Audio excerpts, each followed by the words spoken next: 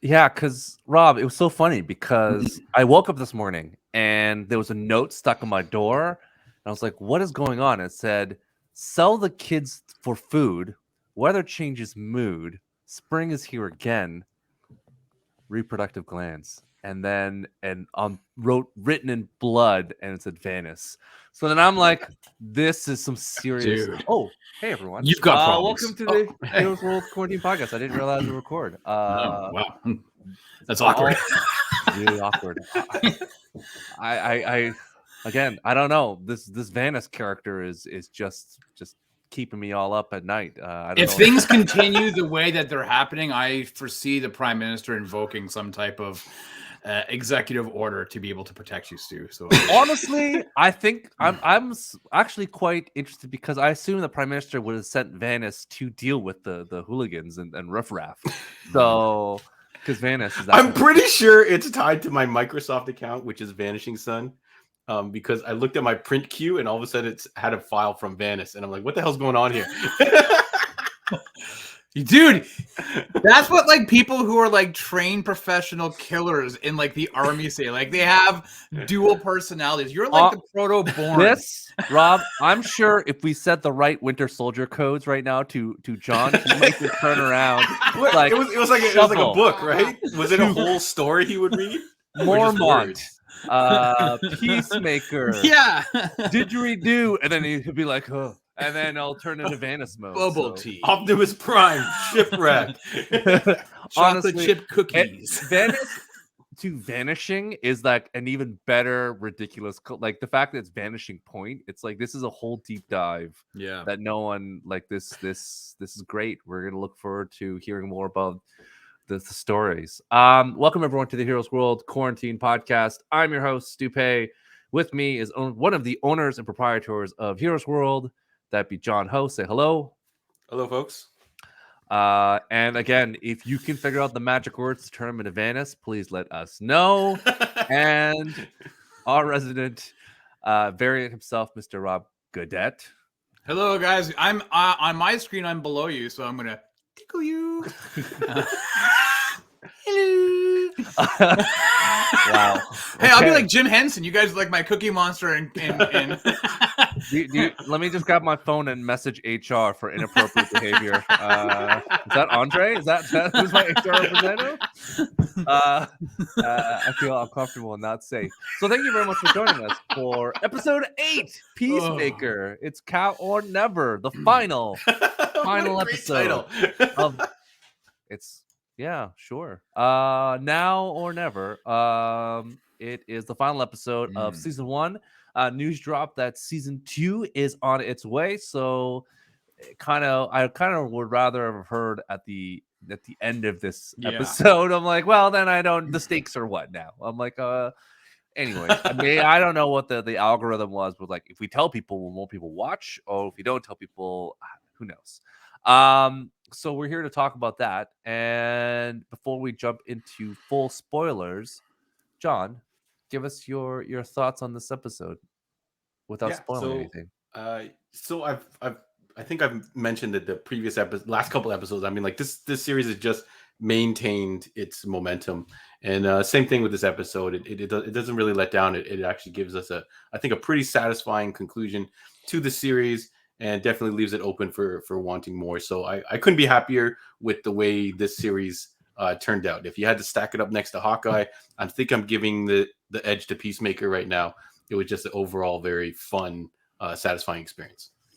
Wow. Yeah. I have to go back to look at the ratings because I think you gave Hawkeye's like 11s all the time. I don't know how the math works, John, but you know why? Because there's 2 extra episodes in Peacemaker, so John's doing that funky math. I'm like, based on the math, I guess it's cumulative, but I'm like, John, I'm looking back at your audits, and I'm like, you gave Hawkeye 10s and 11s everywhere across. Yeah. So I'm expecting this episode ranking to be like 20 to make up for it because I can't figure out your math, John. 20 out of 10. And I have my abacus in front of me, and I'm moving the dials back and forth, and I just don't. Anyways, I'll let the auditors at PwC get back to me momentarily. But Rob, drop us your thoughts. Listen, we have spent the past 10 years watching the shield of Captain America defied the laws of physics, and in this episode, we finally saw a shield put to proper use. I absolutely loved this episode. I went into this without expectations of knowing what the plot was going to be. You knew that the big thing at the end was going to be resolved, but anything else, no idea. And I loved it. I loved every moment of it. This show has been consistently, great right across the board. So there was no dip. They stuck the landing, and more so, phenomenal. I was happy as well to watch them kind of wrap things up as quickly as they did. The ending wrap up was interesting as well, bearing in mind now we know there's the season 2, so I was kind of like, okay, they left something for you. I kind of wished that, without spoiling, at the end, you know how they do, the tag would be something outside the comic bit, which was fine. They stuck with the gimmick of like, we're gonna add outtake jokes, but I kind of would rather something Marvel-esque in terms of like, we're setting something more, like, even if it was kind of like Skeletor hand from the lava coming up to let us know something's going on, that would have been nice. But no, I disagree. I actually think, because this is a complete story, and we don't get that. This is a complete 8-episode story, and they had no idea that they were being picked up. So I'm actually kind of glad they didn't leave on that cliffhanger, because we all would have been going, oh, we're never going to get another Peacemaker. You left it with this happening. And yeah, so maybe give them some more writing room as well, so they don't have to handcuff themselves and be like, oh, what can we throw in at the end to tease season 2 or something like that, right? Now, for those listening on your audio streaming service, John actually mimed what handcuffing would look like. So I believe John was using the metal ones, not a lot of the ripcord versions. He wasn't using the twist ties. He was actually zip ties, like Jack Reacher. Yeah. Well, thank you, John, for explaining what handcuffed means for showing us. We appreciate that. Thank you. John doesn't. The only ones John own are fuzzy, but that's a whole other conversation. I was waiting for Vanis to break out of his invisible cuffs. Handcuffs. Yes. No? Okay. No, all right. Let's go through this. We're gonna break full into it, because frankly, spoilers are all gonna happen anyways. But let's spoiler alert. I don't, John. You can let the hand signals know. So John, before that, sorry. What are you rating this out of John, out of 20? Whatever the number is going to be. 20. Because I'm like, can we I don't increase want to the say scale? a number. So I don't want to say a some number more. because I'm like, the math is going to be there. So what's your rating, John? What's your rating out of numbers? Okay, so I was saying, is it like a new math? Are you going to add letters to it? Yeah, as well? it is. Like it is. X, y, it is a funky 0 math, 3. and when we talk about it, I think it'll make more sense, I guess, when we start getting into spoilers. But for this one, I was gonna get, I think last one I gave 8.5, and I'm kind of like, it's been a kind of steady, very, very good overall. Nothing is dipped below that, but I think I will bump this up to a 9, because it was a very satisfying conclusion. Now, if you ask me how I rate if you ask me how I rate the series as an entirety, that's a different story. Okay, hey John, how do you rate the series as an entirety? Yeah, so the series as an entirety, I'm going to give it 10 out of 10. Figure that math out, folks. But there's a little bit to be discussed on. Me and Rob were talking about, do you want a show to have insane highs and low lows, or do you want it to just divide it by 3? Talk about showing your math. You carry it over. I don't know how you got to it. You're like the professor who's like doesn't give you marks on it and just writes like it's an 80, and you're like, well, aren't you going to show me where I got marks? No, it's just 8-0. No, you're like Mr. Wizard from the 80s TV show, where it's like, I don't understand, how did you make that rocket go? And he's like, it just went off, trust me. Next, we add sodium nitrate. I don't think he was so curmudgeon, by the way. He was a really nice fella.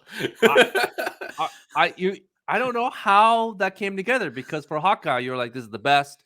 10, 10, 10, 10, 10, 10, 11. And then Peacemaker's better than Hawkeye? At 8, 8, 8, 8, 8, and a 9. Like, is this just, like, is this our Russian judge situation where, like, how is this possible? The Olympics is like how the Russian judge just all of a sudden votes an 8.5 again, and all of a sudden, who won the Olympic medal? Like, for those of you who don't know, there was a an Olympic figure skating. there's been often times where the Russian judges did some funny things. Right. It happened to Shocking two surprise. Canadian figure skaters back in various times. But yeah, John, I'm all right. Well, clearly, this is like whose line is it anyway, where the numbers don't matter to you. Basically. Rob, Yeah. I believe you have respect for numbers. You believe in the validity and the numbers and the cosmic signs and Right. and what are you rating this show? A 9.473. No, it's a 9.5. It's a it's an interesting thing because most finales, I would say the majority of finales don't stick the landing. I feel though that we always think and remember about the finales that really butcher the landing as opposed to the really, really good ones. And yet in this one, I think this is gonna be one of those ones that we're gonna kind of look back and be like, yeah, that was pretty cool. That was a good finale. So John, my question to you is Yelena and the comedy between Yelena, how heartwarming, so PG, so friendly between her and Kate. Clint. Okay. And Clint. just doing stuff. How are you think that is, I guess, a little less than where Vigilante and Peacemaker's relationship is? Like, what is it about this show that you are now throwing Hawkeye in the bus? Because at that point you're like, this is the bee's knees. This is the greatest show. The chemistry between these actors, like Hawkeye coming on his own, doing trick arrows, doing stuff, and then now you're just Peacemaker's like it. So tell me what happened. This series is the dynamic between the entirety of the cast. So you have a team of how many is it? Like 5 members. Well, you've been watching it for 8 episodes, John. How many are there? Yeah, I don't know. Can you name any of them? There's Hardcourt. There's Myrn. There's Adebayo. There's Econos. Yep. Peacemaker, Vigilante. Oh, sorry. There's 6, right? Am I missing anybody? Nope. That's it. No. Yeah. So the 6 members, but we know with the last episode we lost 1, right? So there's 5. Mm-hmm. Yep. Yeah. So it's good. It's a dynamic of well, with your numbers, John, it could be 10. So I don't know what the number. I know. My numbers all over. What? Stu, you got to backtrack because we missed you for the last 2 episodes, and then you got to rate this episode out of 10 before we get into full spoilers. I like Rob. Thank you. Said that I give this one a 9.5. I agree. It was really satisfying to watch, and the jokes and stuff worked. And the last episode, I would definitely say was a 9 as well. If I had to equate my favorite show in the Marvel, 9. Yeah, I think so. My favorite show in MCU is still Hawkeye at this standpoint. And I still will go back and watch Hawkeye, and I have already because I think that's going to be a constant rewatch, especially during the holiday season because there's so much Christmas and things and the Kingpin. I don't know if I'm going back to keep Peacemaker. I think Peacemaker is something that is enjoyable, but it's not something that I'm going to seek out to watch again. Maybe I'll watch a scene or a couple joke montages that happen on YouTube, but it's not a complete story where I think that Hawkeye, I've just known him for so much longer. And it's just a light, fun fare. I think this show is a little more depth to it because all these characters are characters who are wearing their own masks and all damaged in their own way. That's what they are. And I sometimes I'm in a world where I want to see some light, frolicky LARPing and some good humor and the Kingpin.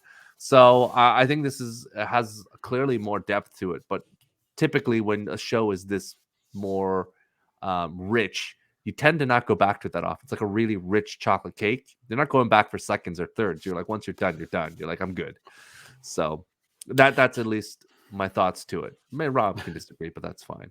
No, I don't disagree. I don't know if I agree. I feel like each episode, when you have your friends over, you got your guys, your bros hanging out, and like, let's just put something like really funny on, right? And you're gonna throw on like a movie. Maybe back in the day it would have been The Hangover, or when you were in like your late teens, it was like, hey, let's watch American Pie. I feel like any one of these episodes you could throw on because it showcases just humor. Like, listen, this episode starts off with Peacemaker and Vigilante ripping fart noises. I was gonna be like, this is Rob's like favorite thing ever. I was like, this is I was killing myself laughing.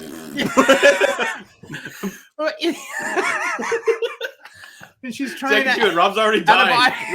Rob on the couch watching this episode was probably like pushing his son, going, "Isn't this funny?" And his son was probably like, "It's pretty." He was like, "Yo, it's a good joke, Dad. I get it." No, because you know what it was? It was the vulgar version of Austin Powers telling Scott to like that, right? And it was Adebayo being like, "But seriously, my like," and it was just, man, that made me laugh. I was killing myself laughing. And then when Vigilante goes a little bit too far or whatever, and Peacemaker's like, "Dude, we're done. Like, stop it." Like, James Gunn is just brilliant. Sorry. I get it. It is that moment, but like Austin Powers, it has its moment and it kind of just disappears. It's one of those things. I don't know if it's gonna have longevity.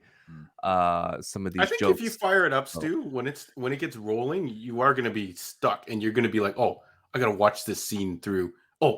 This other scene is coming up," and just the way they go back and forth. That's why I'm gonna say my numbering system is so inconsistent, because so many episodes have so many things going on that you're kind of like, when you see one episode, you're like, "Oh, I miss when these two characters were going at it last episode.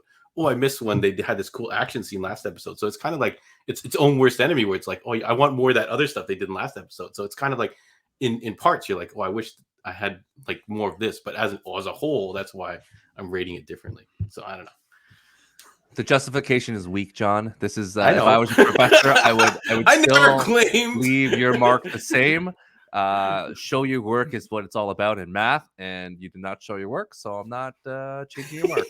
All right, so let's go into spoilers and go into this, and because I have some other thoughts and whatnot. So if you haven't watched it, please pause, watch this episode, and come back. If you have, then let us go. Let's talk about the big reveal, because at the end, they talk. Wow, about you're not even burying the lead. You're gonna go right into it, eh? I'm going straight in. They talk about Justice League. It's like, why don't you call it the Justice League? It's the same trope where it happens in everything. In Ant-Man, it's like, why don't you call the Avengers?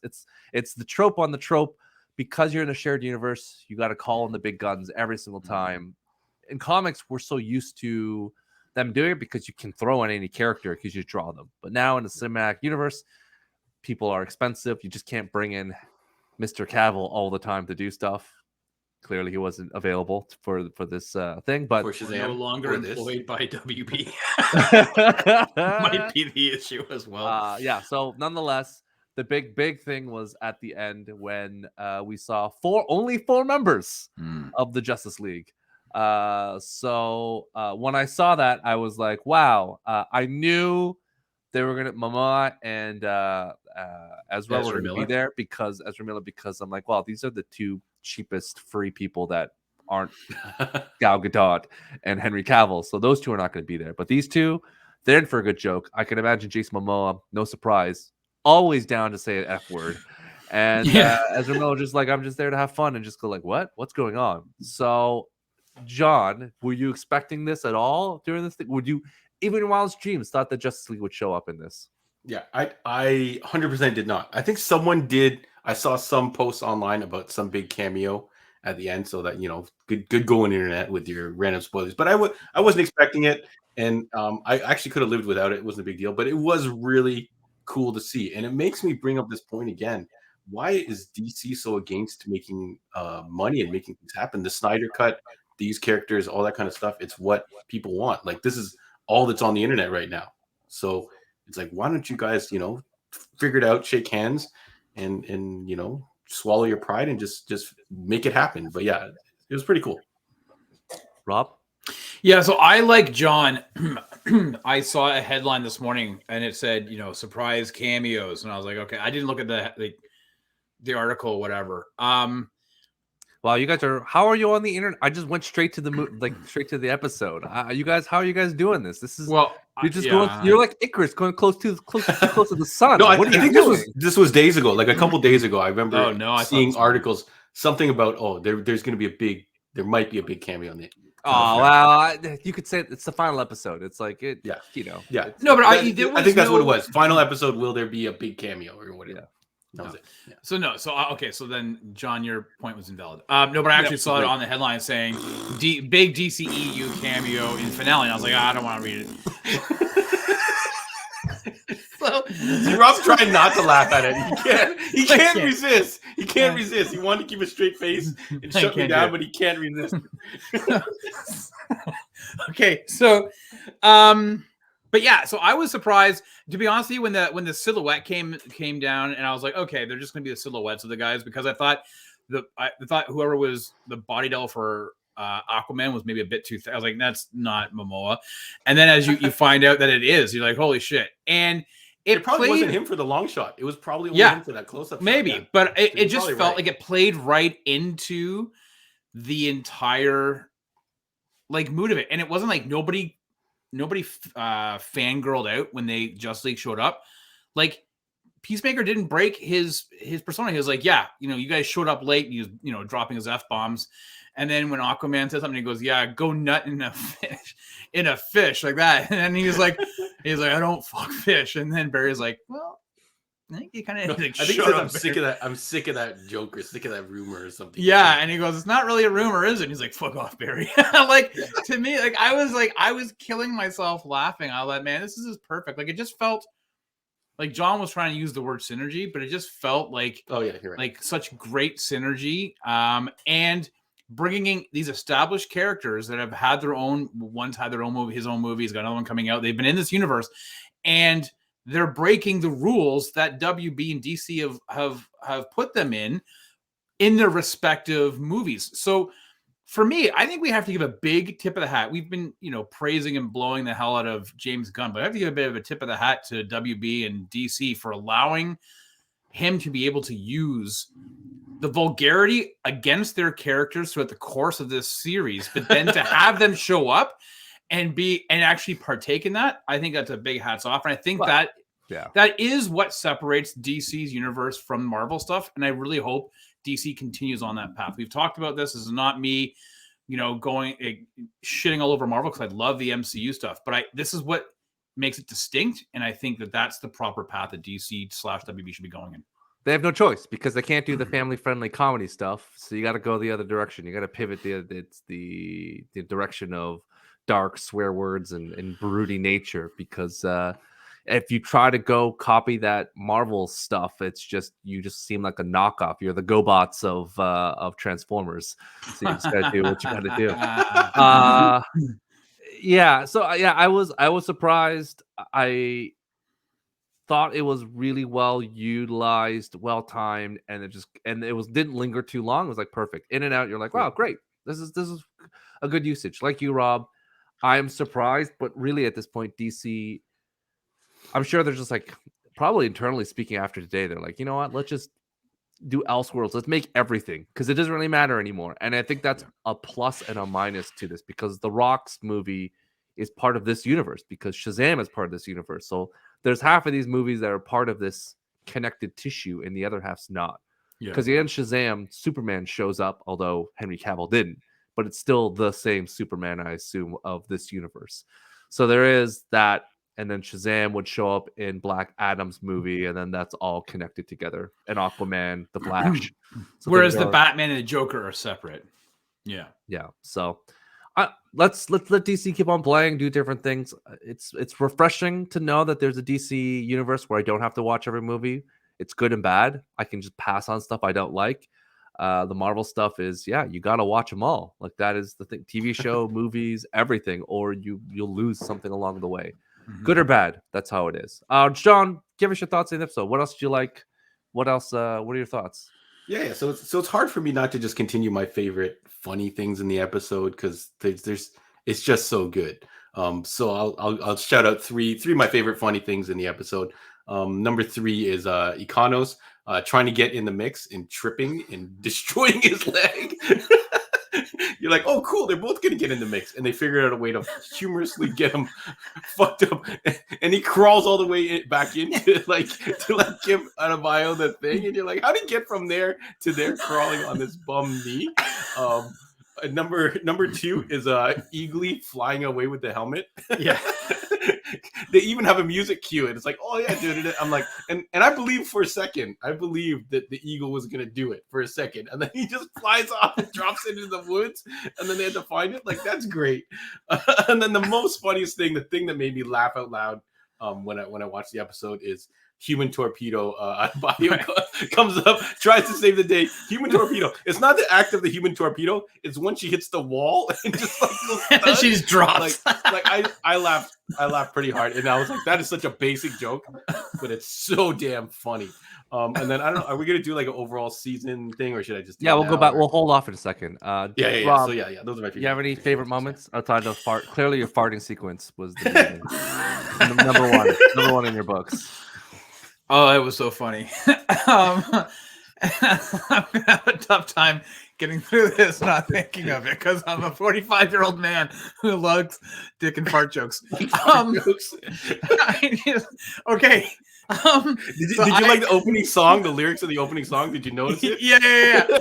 I did. I agree with the points that John made. I started off this the non-spoiler review about the shield, right? So, like, first of all, I don't even know where the Dove of Peace shield came from.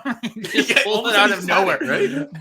But man, like, he was using that shield, like, again, the complete opposite than what we've seen Steve Rogers, do with his. And I love the shield. We all love watching this. We've grown accustomed to shields doing things that physics don't allow for, and we're okay with it. But then watching him use the shield, a Peacemaker, in the way that he did, again, it's not a circle, but like, he was killing guys with that shield, right? Like, using it as an extension of weapon, using it to deflect his bullets, to kill people. Like, I just thought it was just, I was like, man, this is so refreshing, because, man, we say this over and over again, and Stu, you were even saying it just a few moments ago, DC could retread on everything that Marvel's doing. It would not. Nobody would second guess James Gunn if he had Peacemaker using the shield like Captain America, because it is kind of a derivative version of Captain America. And yet he doesn't, this is a guy, he made sure that it was completely opposite, and we're all the better for it. Right. So I loved that whole sequence of them just moving and mowing everybody down.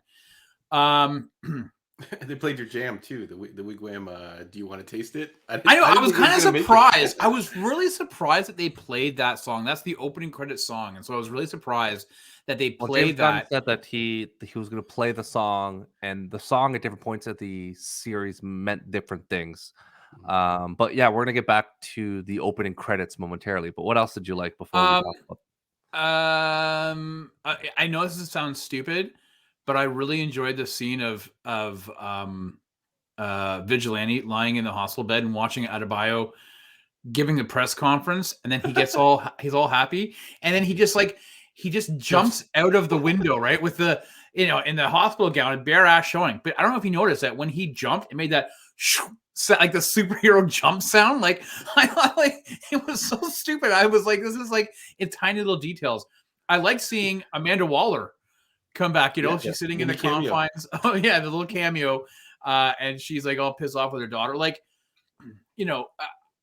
and Steve Agee, once again, he's kind of been the unsung hero. Him trying to sneak down the stairwell, and Lachlan Monroe, like, hey, what are you doing with that? I'm here to drop off this bag. Okay. He just said, just because this bag. Because this bag, that's right. Yeah. He's like, why are you going inside? He's like, because this bag. And that was it. Right. Like, what was that? Like, why did your human do that to his beard? And he's like, like, he goes into this whole entire thing, right? Like, I don't know, man. It was just, it's about as perfect of a finale as you want on a show that it pulled no punches and held so many surprises. I'm going to jump back because James Gunn made that very big Paul Bettany, like, hey, I met an actor that I've never met before, and he was the greatest person I've ever worked with. James Gunn made that proclamation that the theme song, you can't miss the beginning of each episode. It's slightly different. Did you notice anything throughout the entire series? Because it almost looked exactly the same. Was this the greatest? I think it's like you're supposed to interpret things different. It's interpretive dance. I think we can interpret it together as to what it is, but at the same time, as you just sit there going, okay. But did you two notice anything special? Because I want to ask you by the end of it, do you notice anything whatsoever? The only thing I don't feel like I remember ever seeing is Judo Master jumping up from the trap door. I don't ever No, he did remember that every time. He did. He Did he? just comes out of nowhere every single time. Yeah, Cheeto Mask. No, he climbs out of a platform. I watched it every time. I was about to skip Yeah, it for so the did last I. episode, and I was like, "What am I doing? Why would I skip this?" It's so much so, you know, when they played it in the episode, I feel like the song doesn't have as much impact because they sold it so well with the funny dance, right? So you're kind of like, I expect to see the funny dance when this song comes on. How come they're running around shooting people? So it might have worked against them, but yeah, I didn't notice like anything different, dude. Like the first couple of times I watched it, I was looking, Yeah.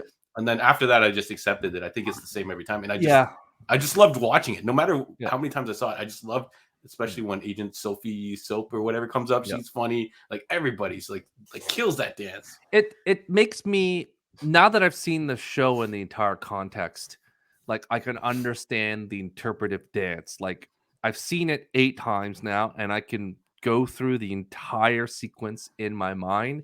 Starts off with Peacemaker by himself, the show about him. It's a line of like what it is. Then the next shot is Peacemaker, Vigilante, and Adebayo, the trinity of the show. The 3 of them, the 3 people trying to get to be friends, and like what is going on, and it's that triangle of like trying to be the BFFs. And the next shot is Hardcourt and Merle coming out of the door, the 2 leaders of the group that do the puppeteering, and then all of a sudden John is there. Then the next thing after that, it's like all of them together in a row, dancing in sequence as a team. And then each time you do it, you look at Sophie, the police officer, and the guy, the third guy, the police one, who really kind of something. dance as if they were butterflies. So you see the arms now, you're like, oh yeah, they're dancing like they're butterflies. Oh, okay, yeah. So you can see like while the show is complete, like what's going on, and then you see John shooting the gun, and it's immediately shown T-1000, and you're like, oh yeah, there it is, T-1000. He's gonna get killed. And then a lot of symmetry of them moving off their faces. Again, the whole analogy of like they're all wearing masks, they're all trying to be something they're not. So I get that portion of it, but outside of like the nuance of each time, I can imagine James Gunn is not lying where each one is different. I'm sure each is a different take. Just they're slightly teeny bit like different, but they're pretty much. I don't think so. I think it was just you were supposed the dance compiled with the like. Did you like if I don't know if we can talk about the Cosby Show. Cosby Show used to open up with different dances, like different interpretive dances of the themes and stuff. And I think the first season they did it. Not every season they would change it, and you would watch it because you would want to see those actors and actresses dancing. So yeah, maybe I think now it's you just can't that. watch it anymore, John. It's off. You have to separate the art if you can. Yeah. Or maybe someone will release a cut with all the Cosby's CG'd out. only one Cosby needs to be CGI'd out. So sorry, Bill.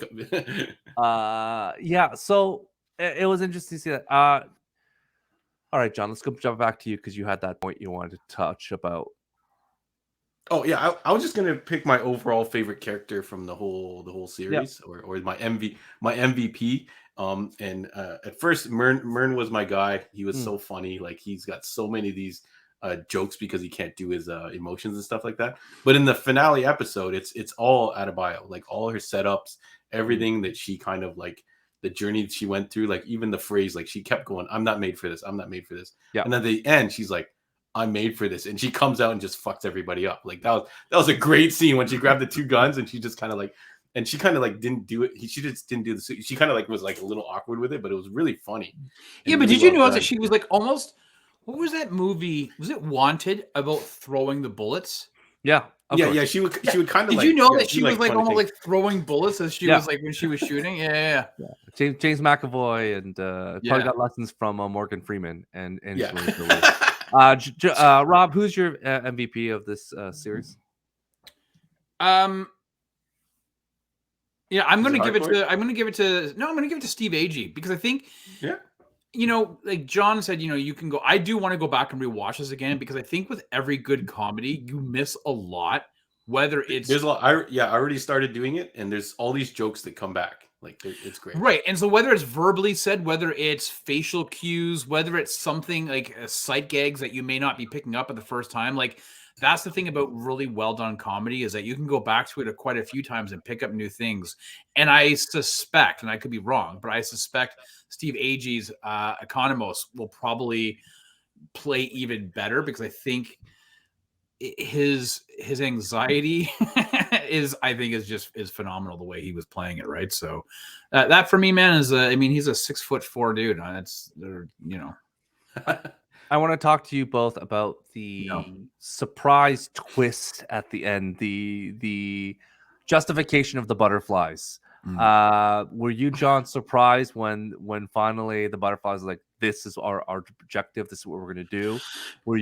Did you care at all, or this was their objective? I assume they were still trying to manipulate John, which I think was or John Cena, whatever, which is the play, but he lets one of them live. So it's kind of like, okay, I kind of see. I did feel bad for them, like, you know, when they think that Cal's going down, and Agent Officer Sophie is like, oh no, and she looks like so concerned, like that actress, she like played it so good. I was like, oh, I'm concerned about this cow now because she's playing it off so well, even though it's like a horrible kaiju looking thing. Which is what Economos said. He's like, I'm not dealing with another kaiju. It's like this horrible thing, and then she's like, oh no, and then she's like really good, and you're like, oh my god, I feel bad that this thing is dying, and you're like, no wait, this is a horrible looking monster that they're getting rid of. But yeah, I get it. I guess they killed a lot of people, and they were like, Rob, did you? Well, listen, I didn't know what it's world domination by way of justified morality, saying, well, you guys are going to screw yourselves, so we're taking you over to ensure that the human race survives. But that's ridiculous. So I didn't really care, to be very frank with you. I didn't care what the reasoning was. We need your precious lands, we like your water. I don't give a shit what their purpose was.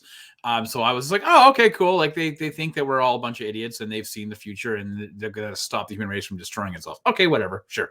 So that didn't. They didn't have access to Infinity Stones to wipe out half the population. So right, so they just figured it's gonna burrow themselves into people's bodies.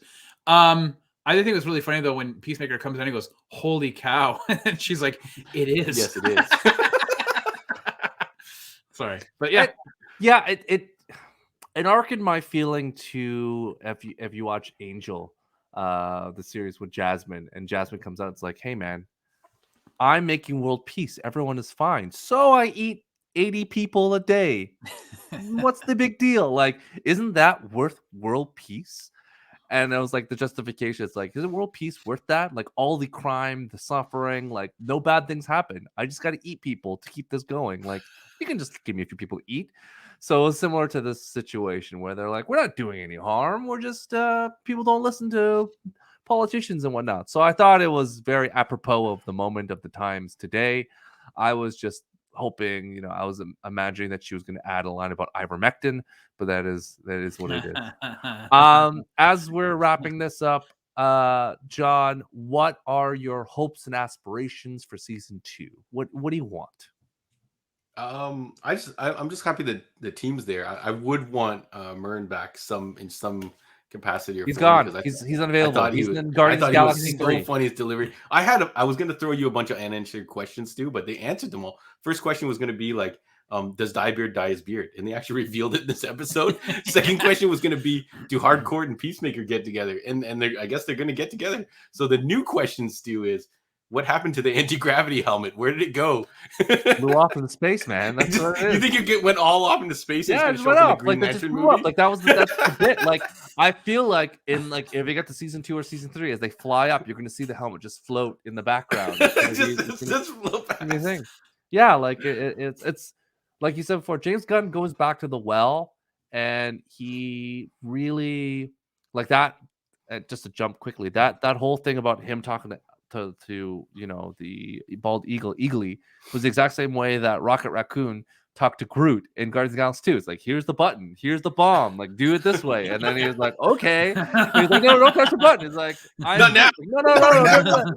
The difference is that Ali, although speaks the language, baby Groot is hilarious when he does like, I am Groot. He's like, no, don't do that. It's like there was a lot more funness in that one. Yeah, and like he could pretend to touch the button. But the problem with that though is that scene is that we're all laughing at Baby Groot because it's like, oh, it's so funny, he doesn't know what he's doing. Whereas maybe not Stu, but most of us who are watching it, we're like, that eagle's going to do it. Like, we totally got fished in thinking he's going to do it. We were like so hooked like the rest of the characters. And then when it doesn't happen, we're like, oh no, like it's the same scene, but just, and the same thing. It's not a surprise that in a previous episode that Peacemaker tied his helmet to a raccoon. It's like, again, it's like James can't help himself. He's like, yeah, this is the nature. Yeah, there are no unanswered questions, John, besides when will the helmet show up again? Probably season 3. Rob, what are you hoping for in season 2? Like, what do you want? Nothing. Do you want him to just be around? Because again, his prized possession is as a newspaper clipping of Peacemaker apprehending Kite Man. So is there an opportunity for him to be a real superhero? Because he really hates, including Green Arrow, makes fun of him. Every hero he just rips into. So, now that he has been told he's part of Task Force X and he's a good guy and there's an opportunity for him to go fight crime, what do you foresee as season 2 of I don't know, and I think I'm content with not knowing, or like not being left on a cliffhanger. I don't want to anticipate anything aside from the fact that this season, a lot of the strength of this season dealt with Chris / Peacemaker coming to terms with his identity and how that was born out based on the tragedy of his childhood. And now that that's been addressed, I don't know what other, I don't know. I'm not the writer, but I would like to see him in some type of a quandary again, where because I think that as much fun as it is, as much funny and the action, the dramatic moments are what elevated this show as well. And if the absence of that, of him having that personal introspection, might make it a different show. So we'll definitely see. We'll see. The character still has lots of room to grow. I'm sure we're going to get a lot of the same, jokes about the rest of the DCU.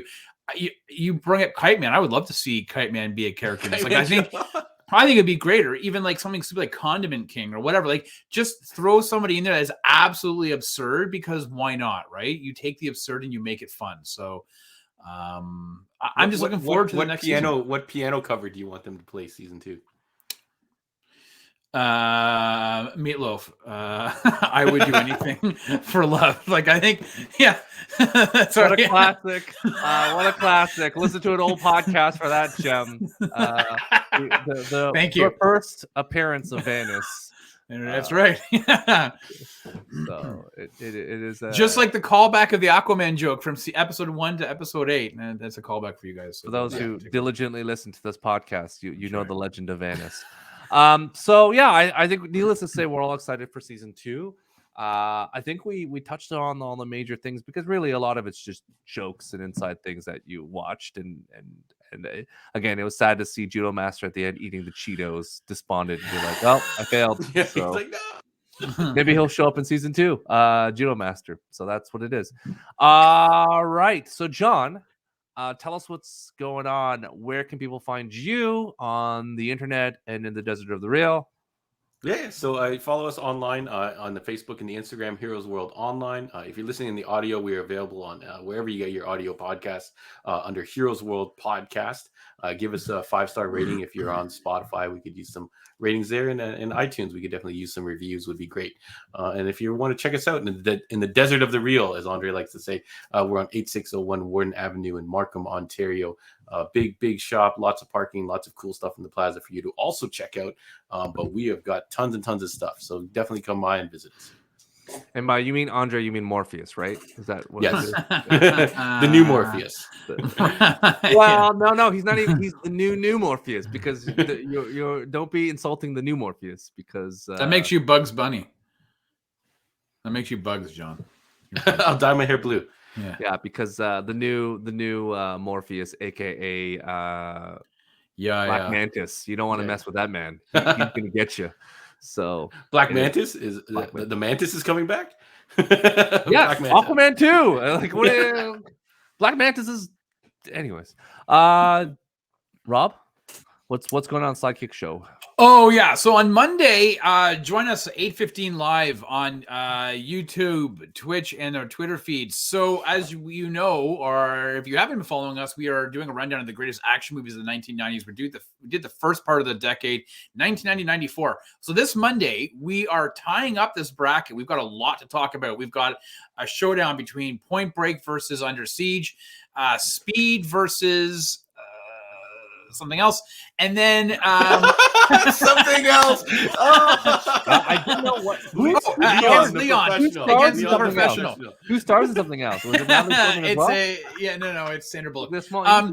And against Leon the Professional, and then we're going to whittle our way down because currently True Lies is in the semifinals. So we're going to find out who is the winner of this bracket this coming Monday. That is live 8:15 p.m. on YouTube, Twitch, and our Twitter feeds. Awesome. All right. So thank you so much for joining us. Have a good one. We'll see you soon. And peace out, everyone.